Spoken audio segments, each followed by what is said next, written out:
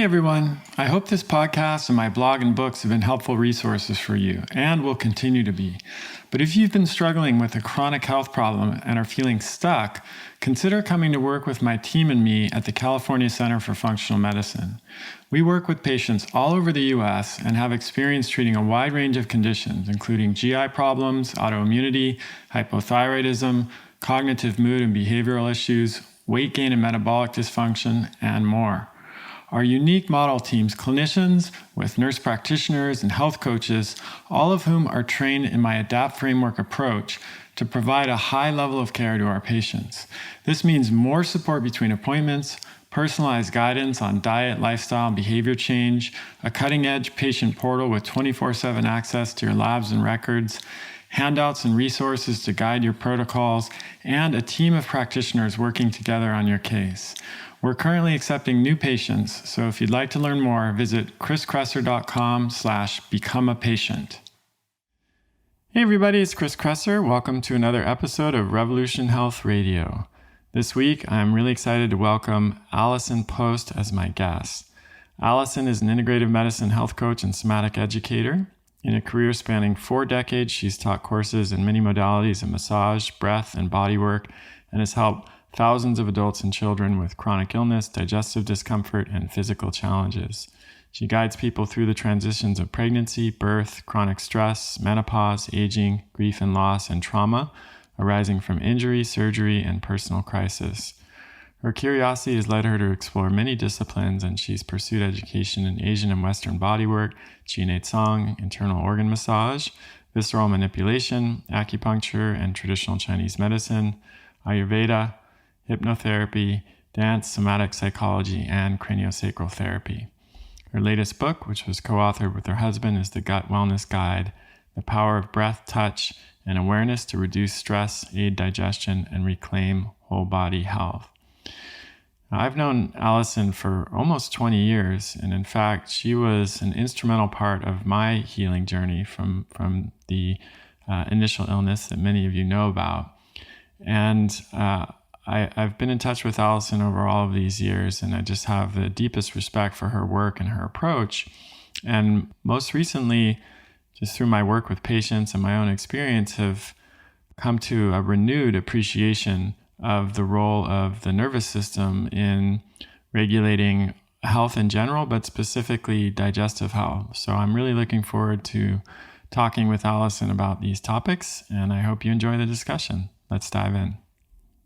Allison, it's such a pleasure to have you on the show. Welcome. Thank you so much. It's a pleasure to be here. So as I prepared for this, I was reflecting on how long we've known each other and how that came to be. My memory is always a little bit hazy with details, but I think it has to have been in 15 years or close. I think actually a little more than 15. Yeah. Maybe. Yeah, my first book came out in 2003, and I met you before then. Wow. Yeah. Time flies. Sure. So I want to tell listeners a little bit about how I came to you and then the work that we did together, and because it was so instrumental in my healing journey. And what's really interesting to me is how life works, and how, full circle. The work that we started doing together, as people will learn in this podcast, is really focused on the perspective of the gut as a nervous system organ. Yes. And now I find that after, more than 15 years, and, at that time I was not a practitioner, but now as a practitioner myself, who's helping people with GI issues and still occasionally dealing with my own, I am really fascinated by and passionate about this lens of looking at the gut through as a nervous system organ, and what that can, the impact that can have on our overall health and well-being. So I'm really just excited by this, how this works, like how these circles happen in life. And just to give listeners a little background, when I met Allison, I was still in the throes of dealing with my own health challenge, as many of you are aware. And I don't remember, do you remember who referred me to you or how I found you? I believe it was another practitioner. I think it was Robert Turner. Oh yes, Robert Turner. Yeah. So another practitioner who was also instrumental in my healing journey referred me to Allison, and by then I had exhausted a lot of not only the conventional approaches to dealing with gut issues, but also the unconventional approaches like supplements and herbs. And, I had already by then my supplement graveyard, my cupboard with hundreds of pills and potions and things that had not helped me. I had been on many different special diets, and I had lived at Esalen and explored the emotional and psychosomatic or psychospiritual roots of the condition. And I had done, worked with shamans and just about everything else you could imagine. And so when I came to Allison, what I learned of her, I understood that she had a different way of looking at the gut and used both craniosacral and Qinei Tsong and other modalities to unwind, which is the word that she uses, and you'll be hearing more about, nervous system tension as a way of kind of resetting or reprogramming the gut and creating that rest and digest response, which is absolutely essential for gut health. So I think I saw you weekly or at least every other week for some period of time. And it was really remarkable to me to the shifts that happened there, because there was such a deep level of tension there that I wasn't even consciously aware of. That was really just, it felt like my gut was kind of tied up in knots. And I'll let you speak a little bit to that because you were feeling it. But it was a profound experience for me to get in touch with that and to gradually unwind that tension. And I think, looking back, that was certainly among some other things I was doing at the time, one of the most significant things that allowed me to move forward and continue on my journey. So first of all, thank you again. It's a pleasure. That's, what we do, right? And then look what you've done. So it's exponential. It's wonderful. And I've seen Allison a few times over the years. To go back for her for some touch-ups, including a few treatments recently, maybe a couple of years ago, and have introduced her to other folks that are friends of mine in the field, like Sarah Gottfried, who I don't think would mind saying did some really amazing work with Allison. And so it feels timely that we're having this conversation because of my renewed interest in this topic. And I would love to hear a little bit more, or, I know something about your story, but I'd love my listeners to hear a little bit more about how you came to this work, how you came to this realization that there's more to gut health and overall health than just the substances that we put in our body. Yeah. Well, my beginnings was when I was a very young person, actually, over 40 years ago. I was going into college and I wanted to have birth control. So I was starting on that journey for myself. Mm-hmm. And I got an IUD, which was very popular at the time. And unfortunately, it's an intrauterine device. The particular device that was recommended to me by a doctor was probably on the market for about 3 or 4 years, and unfortunately caused the death of 18 women and took the right of fertility and good health away from millions of women. The company ended up claiming bankruptcy after many class action lawsuits. And that was kind of my experience over about a year or a year and a half, with being young, vital, very involved in the arts, a very happy person. And I started getting ill probably a couple of months after I got the device.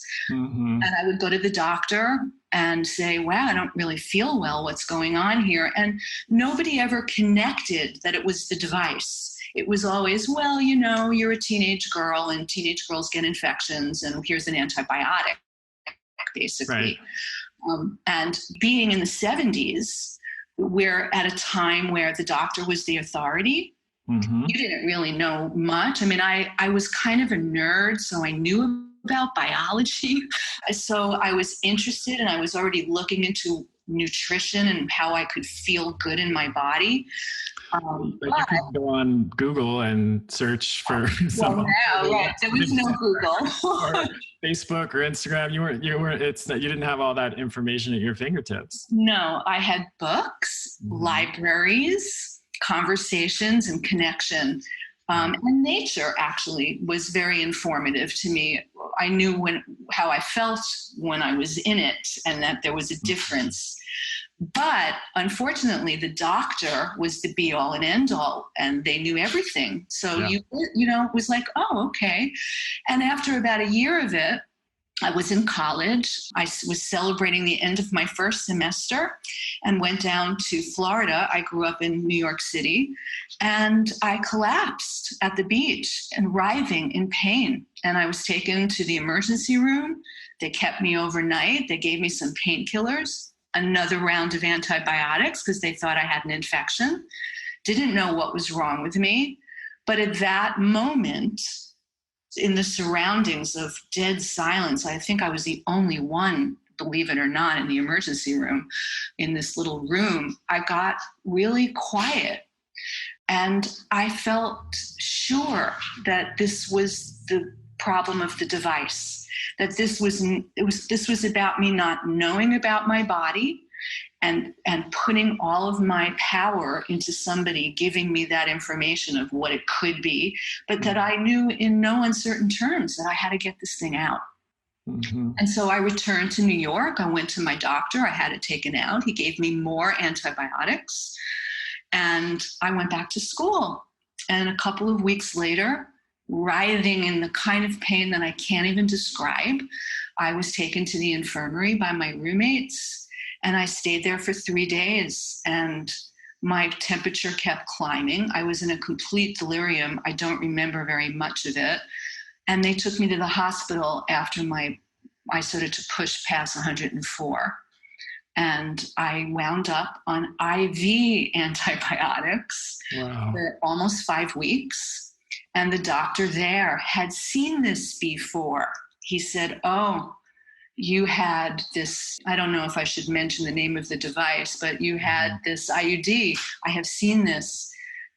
You have pelvic inflammatory disease. I can't even give you anything right now except for antibiotics to take down. You have body-wide inflammation. Your organs are shutting down, and you're going to be here for a while. Wow. And so there I was for 4 or 5 weeks, just kind of going over and over like, wow, how could I have neglected my own body this way? And that's when I knew that, there was a different path for me. Right. I did recover, but I was basically told that I would never really recover, that I probably had an inordinate amount of scar tissue, that I would need further surgeries.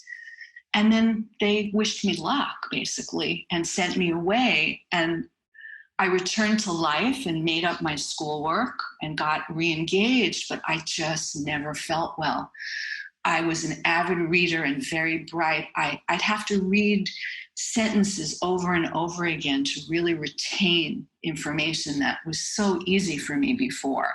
I lost a lot of my hair on my head. I had terrible digestion. I was bloated all the time. I just didn't feel well. My metabolism just got shot. I must have gained 10 or 15 pounds. And so there I was, and they didn't give me aftercare. There was no physical therapy. It was in the 70s. Right. I had joint pains and this pains, and I was 19 years old. So I just knew that I had to figure it out. And I started to pursue alternative avenues. Like, I knew the doctors were not going to really be there for me unless they were there to save my life. Right. And I was as grateful. I can tell you the gratitude was huge because I was alive. Absolutely. And conventional medicine excels at that, right? That's what they're there for. God bless them. And I wish they would know what their place was, because they do it beautifully. But there's no support. There's no preventative support. and there's no aftercare. And so I was in college. It was the 70s. And besides rock and roll, there was yoga. It was new. Brand new, like yoga. I was a tennis player. And here I said, well, I'm going to try yoga. Mm-hmm. And from the very first class, because of the breathing and the breathing into movement, I thought, oh my God, I need to find out what this tradition is. I need to find out the history of this. And I just started studying. And of course, it branched out into Eastern arts and Chinese medicine and Qigong and Tai Chi and acupuncture, which wasn't even legal at the time. I just started looking into every alternative, colonics and, more dense nutrition, and I could hardly eat grain. So I had to find things that would really help my body function. Mm-hmm. And it just, and I, even though I was in the theater and I was a singer and, that seemed to be my journey, I've never lost that. And I still play guitar and sing for my husband. But I started meeting people that were having the same problems. And there was so much going on, growing up in Manhattan, the busyness of life, the lack of connection, the lack of nature, and the lack of a natural life. And people were getting sicker. So I changed my course and I just started studying kind of what, just like you did. You realize like, wow, this is really important. This is something I can share, and it's something that can help change the very way we practice our life.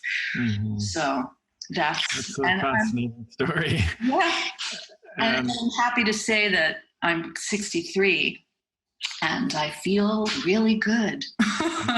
Yeah, that's amazing, and it's so interesting how this works, this process of discovery and rediscovery, because of course in Eastern traditions like yoga, they've been aware of the connection between breathing and the nervous system and the gut for thousands of years. Yeah. And I just read a book, not sure if you've seen this one, it came out a couple of years ago. It's called The Mind-Gut Connection by Emmerin Mayer. I mean, you probably don't need to read it.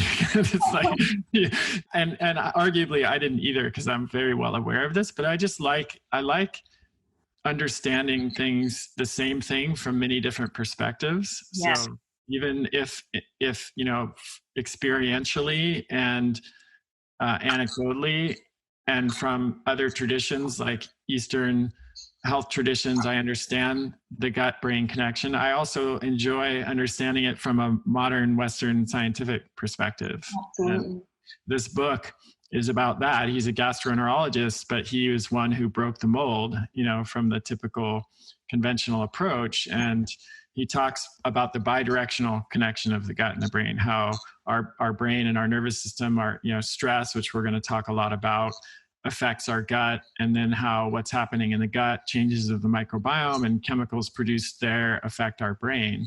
And, back when you were exploring all this stuff, this wasn't really known in Western science. Like since then, we have the books like The Second Brain, which introduced this concept of the gut as it's made up of 50 to 100 million nerve cells, and it's got more immune cells than any other part of the body. It's got more serotonin and melatonin than there is in the brain and pineal gland.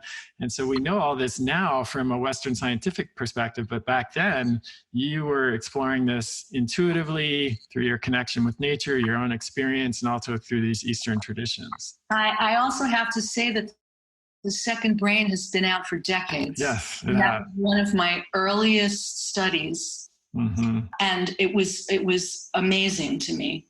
Yeah. That, one of my favorite books, actually, me always too. In my resources when mm-hmm. when I put on Unwinding the Belly, because yes, the interesting thing is the information is known, even when we look at it from an Eastern perspective. If you read between the lines, all that information is there about how the gut and the brain interact. Yeah.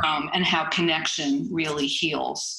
But he really was the first to put it down. Pioneer, for sure. And it was just, enlightening and helped me. Like you, I'm the same. I read it. And in fact, I think you did an interview with this man with the mind gut. Mm-hmm. Right? Because I remember listening to an interview, because I like to read all those books too, over and over again. I mean, I know Sarah's coming out with a book now. Yes. The Gut Brain. Can't wait. Yeah. This is the more the merrier. And yes, it was unknown, and people looked at some of the early pioneers in this as if we didn't know what we were talking about. Right. Yeah. But the science was there, know. So I think it's great that we're having more and more of this, and it's like reading, classic literature, right? Yes. So let's talk, maybe more in layperson's terms about how stress and the sympathetic nervous system, when that gets activated, the fight or flight response system, how that affects our gut and how that can manifest in chronic GI conditions like IBS or even inflammatory bowel diseases, SIBO, bloating, which all of which are really epidemic at this point. Yeah, and have become like the autoimmune, circuit. I mean, it's amazing how many people are suffering now with autoimmune. I mean, the sympathetic nervous system and the parasympathetic nervous system are not easily understood because people look at them as separate systems. Mm-hmm. And they're not. They're one system. And they work together in tandem, moment to moment, day after day. And they're healthy. It's wonderful to have sympathetic nervous response. It seems to get a little bit of not a good reputation. Oh, you're in sympathetic. It's like, I'm joyful. I'm playing sports. I'm running, I'm in my life. But if it becomes something that becomes a system of high alert and never being able to tone down and shut off, then we're going into a hypervigilant state. And we have no time when we have a lion on our tail, or when we're being chased, or when there's something we have to stay awake for. We have no time to rest. We have no time to digest. And the system knows how to function to protect us. It's a protective thing. It's like, let's speed up the heart rate. Let's make sure we're not digesting. Yeah. And let's even evacuate the contents of the intestine so that we don't have to waste energy on digesting them, which leads to the diarrhea response that some people have. Right. Yeah. Everything is kind of like heightened, except, there's no fail-safe there. There's nothing, there's no partnering. And then day after day after day, week after week, year after year, we find substances outside of ourselves to encourage this state because we think we need to stay in it. We get addicted to it, and certainly the culture has invited us to do that between the devices and the red alerts and everything else we're experiencing. Yeah. And the lack of the red alert when someone has liked your Instagram post, you mean? Exactly. Crucial notification that you have to have right now. Right. Otherwise, you don't even have an ego left. I mean, it's like it's amazing what's happening with that. And it's happening, as you know, I work with lots of children. It's happening at all ages. Yes. When I was growing up, we had an hour recess after a short lunch. We were always playing. There was really an orchestrated way to get both of all the systems working. Mm-hmm. And now it's always, you take your child from one state to the next. There's no rest. There's no nap time. There used to be nap time even in kindergarten. Yeah. You don't have that anymore, and people are not taking that for themselves. I have to admit, I just got my first iPhone last week. Yeah. I don't know whether to say congratulations or that's terrible. Well, you have to get on Amtrak now with it. So it has, definitely technology is a beautiful thing, and it can really support us, but it can really harm us. And our culture has really taken us away from this beautiful place of every hour, every day, these moments of watching the sunrise, which is one of my favorite things to do every morning. Yeah. Just to be able to rest, digest, and let that part of your nervous system, which is supporting you to have normal bowel movements, to have normal functioning, to be able to connect to the person that's sitting across from you, to have this conversation, to listen both within yourself and within your surroundings, to actually know what's appropriate, so that your nervous system can go between being joyful and feeling the real emotions that support you, whether it's sadness or just peace and quiet. Mm-hmm. And then the nervous system is functioning accordingly. No matter what, you're still making good choices as a result as well. Like, what to eat, what services you. Mm-hmm. If something doesn't feel good, or if that person triggers you, or if you haven't had enough time on the trail today and you need to get back tomorrow longer. You just know how to make good choices because your nervous system is supporting you. It's 9 times your gut is talking to your brain. 1 time your brain is talking to your gut, right?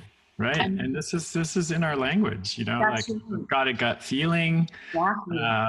All these sayings that where at least in our vernacular, we understand this connection. Yeah. It took science a while to catch up to the understanding, but people intuitively know, butterflies in my stomach, the sense of nervous digestive symptoms that people might have before they go up on stage and do a public talk. They might have to run to the bathroom or something like that. Like, it's not like this is new.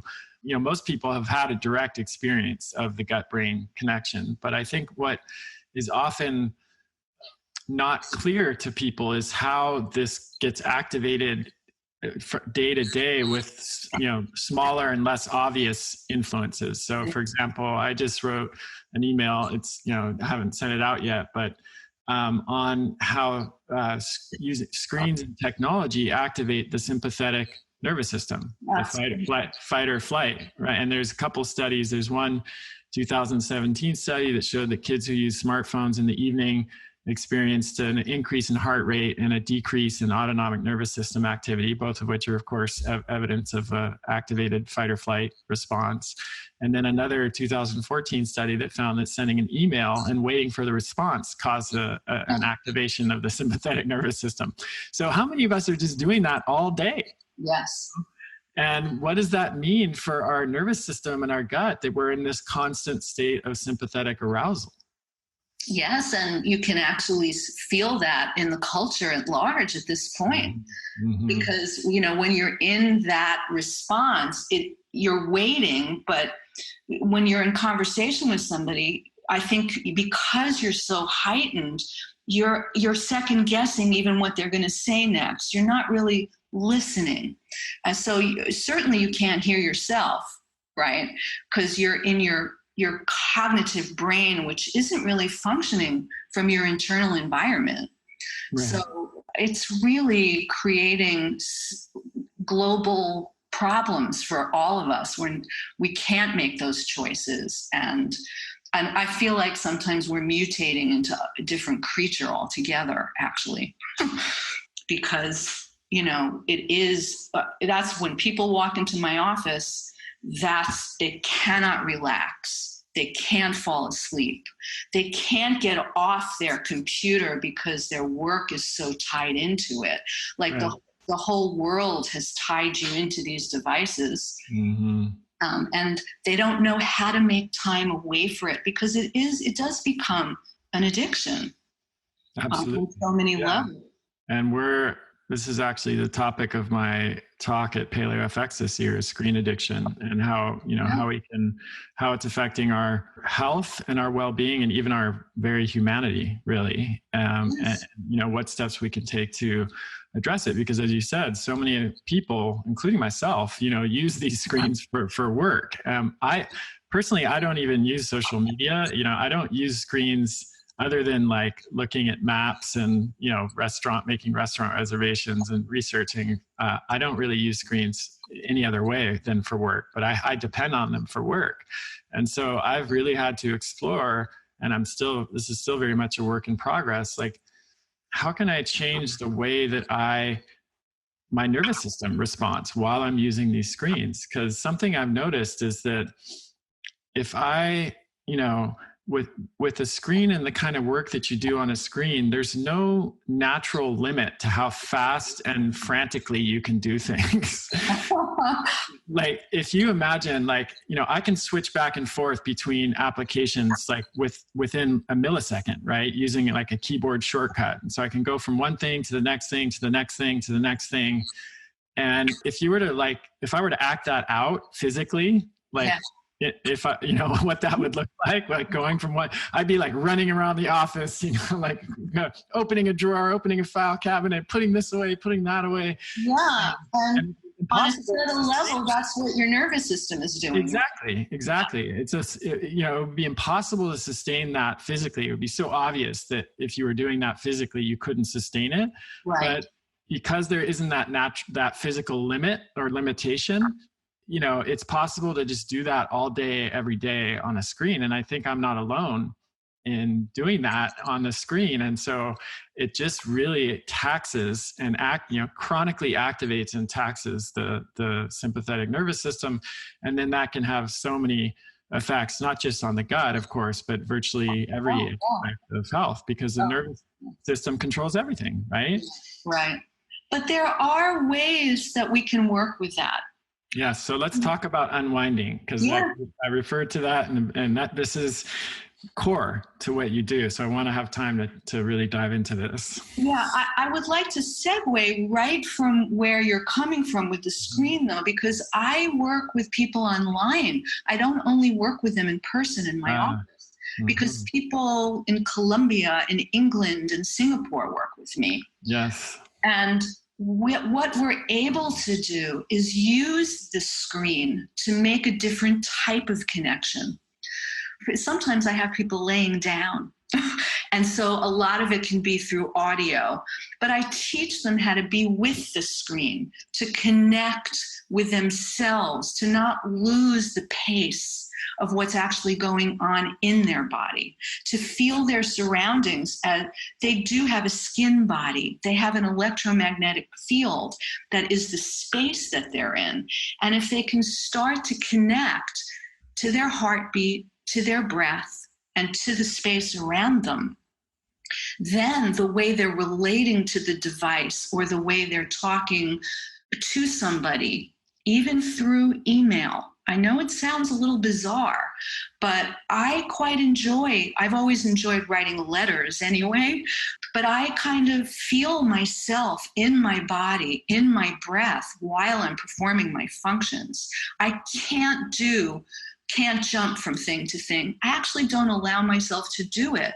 But what I find is that if we stay slowed down, and I don't mean, asleep or in a coma, but if we stay in a healthy place in our nervous system, with our breath, with our feet on the ground, we actually end up being able to create more better.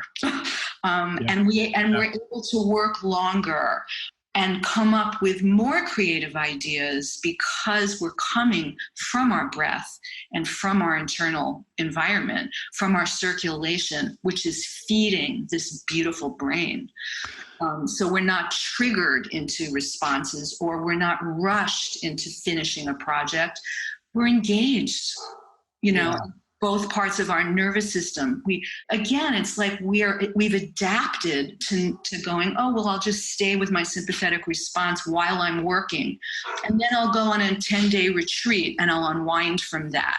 Right. Or, I'll take a walk after work, or maybe I'll sit in Zazen for 20 minutes. Yeah.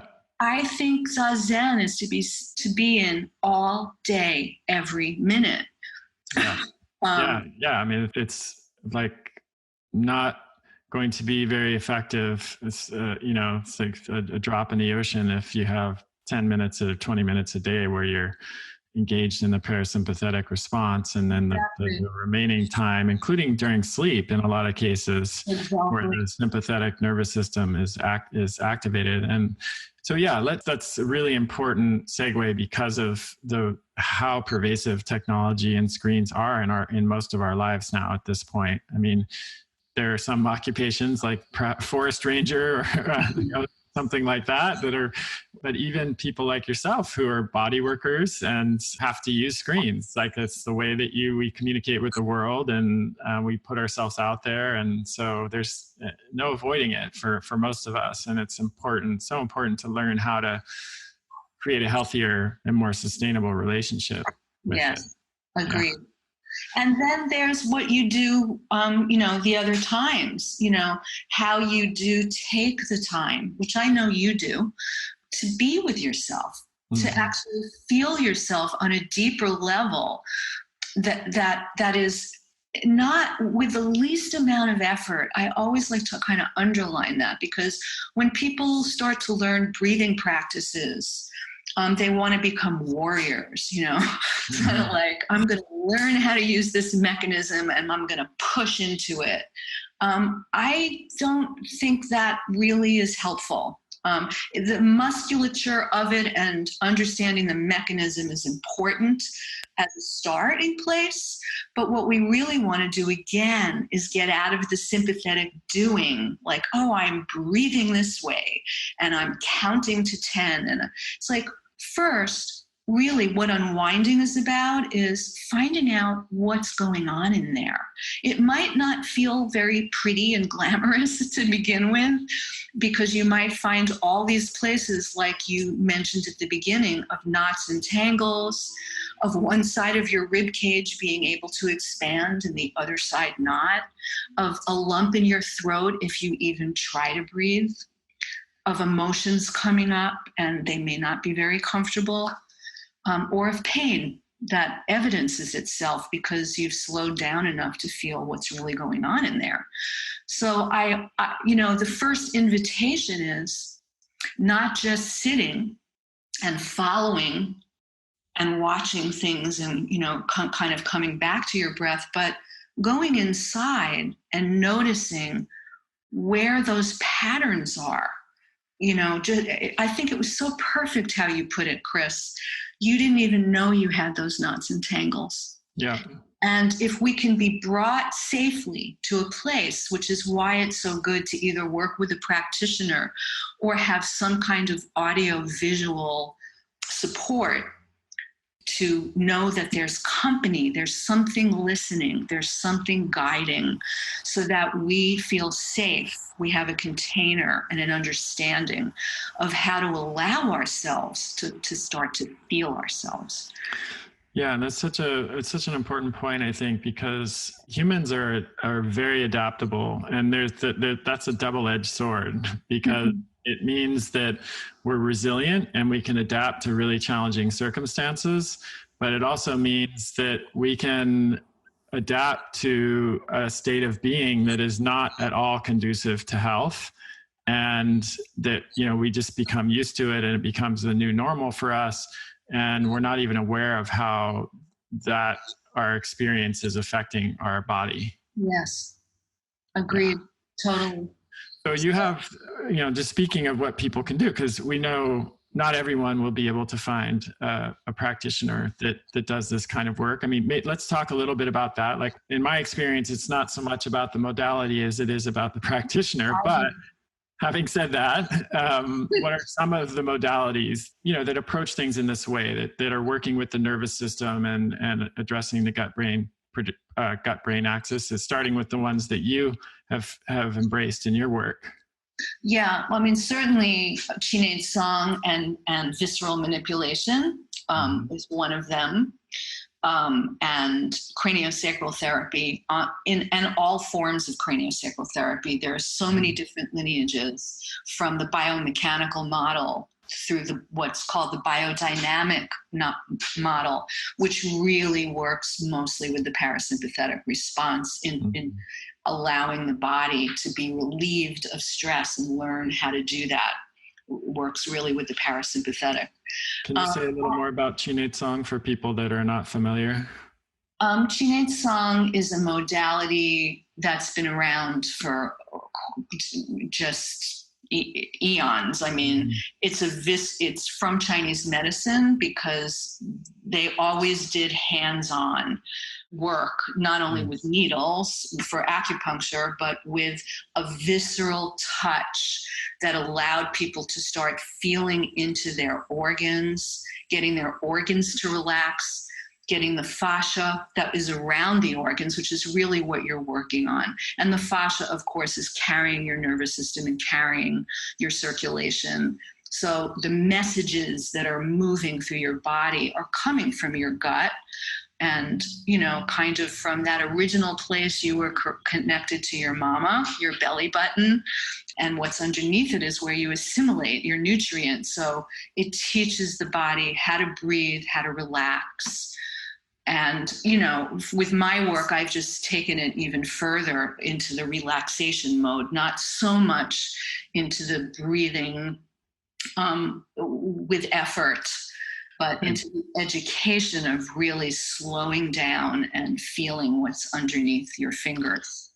Yeah, I agree on the breathing with effort, because I think it was Einstein that said if you try to solve the problem with the same mindset that created it, it's not going to work very well. Exactly. And so if you're using effortful breathing to try to resolve a nervous system that is suffering from too much effort, then that may not work very well. Yeah, it might be homeopathic for about 5 minutes, but then we just need to slow it all down. I do think there's a lot of meditation, things like yoga nidra, for instance, that can help. It's the embodiment practices. It's, I know that's a word that's overused a lot, but embodiment practices, how are we actually going to take time and be guided? Because prosody, Stephen Porges talks a lot about that in his work with the vagus nerve. Listening to somebody's voice that's friendly and kind is extremely helpful and supportive in slowing down your nervous system. So that's why a lot of these apps now, meditation apps, where people are guiding you so that you can be supported and then hopefully learn so that you can do it on your own. Because that's really how we come into the world, right? We are co-regulating with mama, with family dynamics, in order to self-regulate as we grow. When I work with people, that's one of the most important things I try to learn about them. I want to know where they came from. I want to know what their in utero experience was. What was mama doing in her life? What was her nutrition and her emotional life? What was happening there? What was it like during the birth experience? I work with so many children who can't move forward in their life because they had seizure disorders at birth, or things went wrong. They had spinal taps because there was a fever, or they were taken away from mama because she was sick and they didn't get the bonding. So these inform the nervous system, and it doesn't grow exactly the way we're set up to. We have an inherent health system. So we need the co-regulation in order to self-regulate. And so many people, Chris, that I've been working for over 30 years with the most beautiful people. I love people, but so many people, it's always shocking to me, suffered such trauma at birth, in their development, in their schooling, in the bullying, in abuse, that there was no co-regulation. So we bring this in, whether it's by audio, whether it's, the kind of support that people can find no matter where they are. And actually, Stephen, my husband, and I, who is my partner in crime, we actually made an online program that will be coming out in March that addresses both the ability and availability to watch something and learn, because we're such visual creatures, but then to have a slower audio once you learn to do these techniques on your own belly.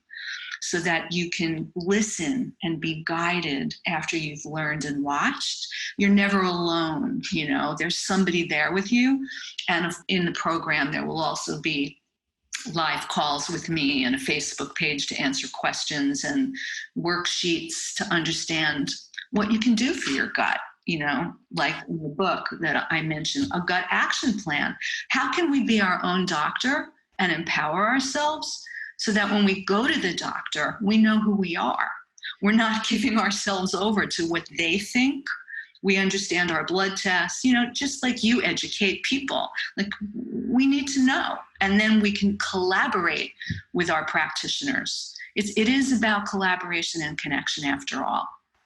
So. Absolutely. And I'm so happy to hear that you're making this available, because it's been what's a challenge for me with some of the practitioners that I've worked with, like yourself, who are so gifted and skilled and have been such a big part of my healing journey. It's hard for me. I can't really recommend that to somebody else unless they happen to live, like, a colleague, Sarah Gottfried, or a patient who's local here. But I have a global audience. And so how it's, there's been some challenge. Fortunately, there are a lot more resources now, like your book and now your new online course, where people who are not necessarily, able to find someone who uses these modalities and has this kind of perspective in their local community can get your book, with the Gut Wellness Guide, or the course that is going to be coming out. Because I've just come to believe it's so critical for, most people, especially people who are dealing with chronic gut conditions. Yes.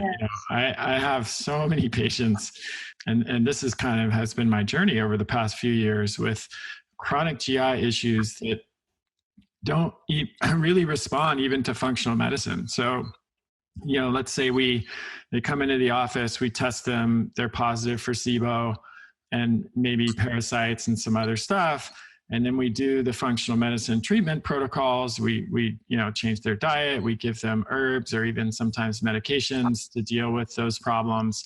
And then in this, kind of hypothetical patient, one of two things happens. The lab tests improve, and become normal, but they still are symptomatic. Mm-hmm. Or maybe they're still symptomatic and the labs didn't improve. And then we might go do another treatment and still the same thing. They don't improve and the labs don't improve. It's almost like I began to feel like there was some kind of shield that was like preventing the treatments from working.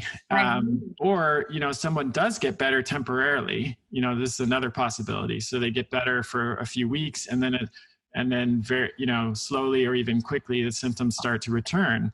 And so I started to, it didn't make sense to me that the solution in those cases is just to keep doing the same thing over and over. The definition of insanity, as we know, and that there must be something else going on in these cases and I came to believe that in many of these cases, that something else is nervous system dysregulation. Yes.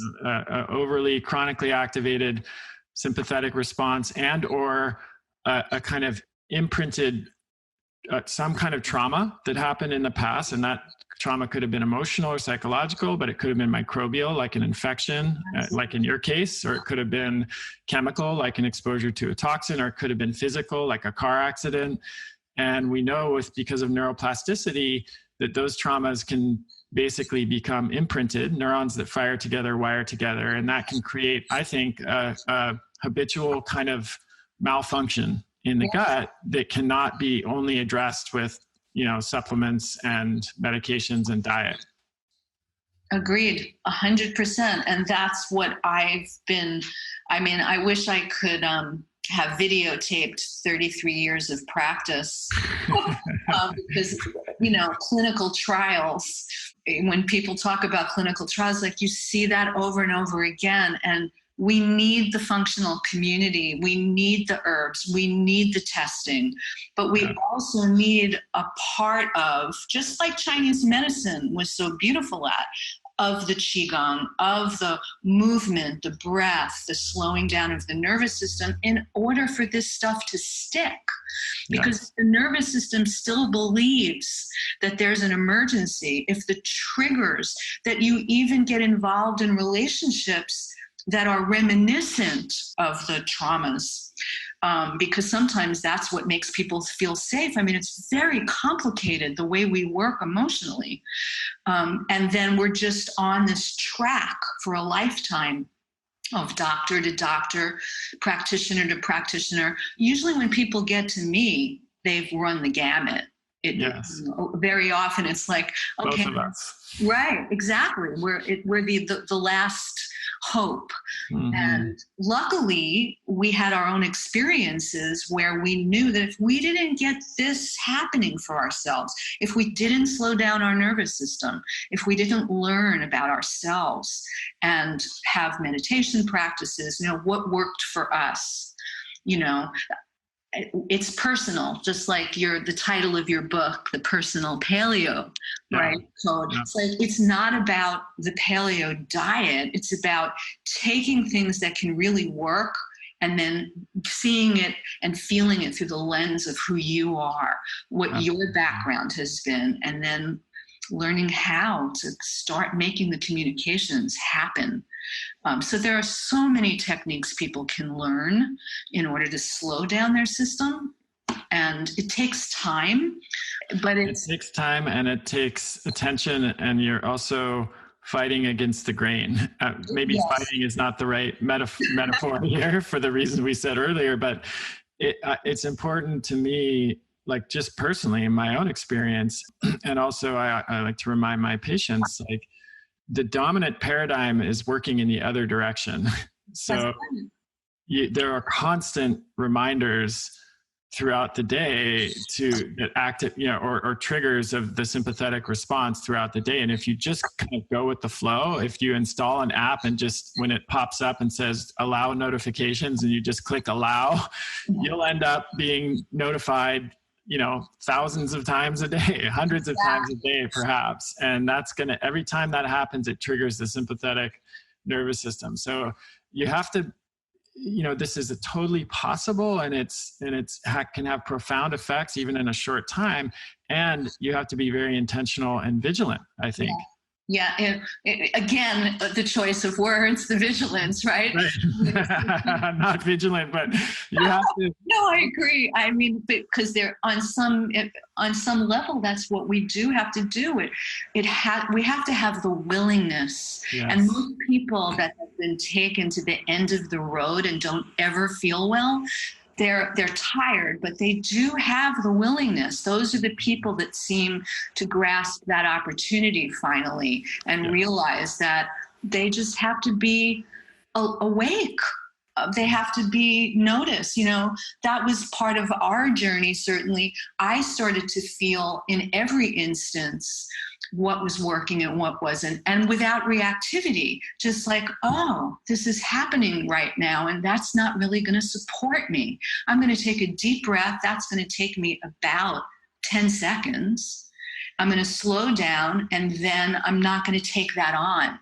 These are also simple skills that we can learn so that we can hit the don't allow. Like, no, I'm not going there. That doesn't really serve me. I'm going to go towards what does serve me. And we build that one person at a time and one community at a time. And I believe we're really doing that. I see it happening. Absolutely. Yeah. Allison, it's been such a pleasure speaking with you. Where can people find more about your work, your book, and this upcoming online course? They can go to my website, AllisonPost.com. And my book is everywhere, whether you shop online or in bookstores. I welcome you. It's a very sweet, accessible book. But yeah, and certainly what you're doing. I hope we're on the same team, that's for sure. We've always been on the same team, and it's my pleasure to know you. No, it's my pleasure as well. And thank you for all the work that you're doing. And it's such, I feel like more than ever. It's always been important, but more than ever in today's age, it's just increasingly relevant and essential for all of us to tune into this. So thank you. And thanks everybody for listening. Send in your questions, chriskresser.com/podcast question, and we'll talk to you soon. That's the end of this episode of Revolution Health Radio. If you appreciate the show and want to help me create a healthier and happier world, please head over to iTunes and leave us a review. They really do make a difference. If you'd like to ask a question for me to answer on a future episode, you can do that at chriskresser.com/podcast question. You can also leave a suggestion for someone you'd like me to interview there. If you're on social media, you can follow me at twitter.com/chriskresser or facebook.com/chriskresser L.A.C. I post a lot of articles and research that I do throughout the week there that never makes it to the blog or podcast, so it's a great way to stay abreast of the latest developments. Thanks so much for listening. Talk to you next time.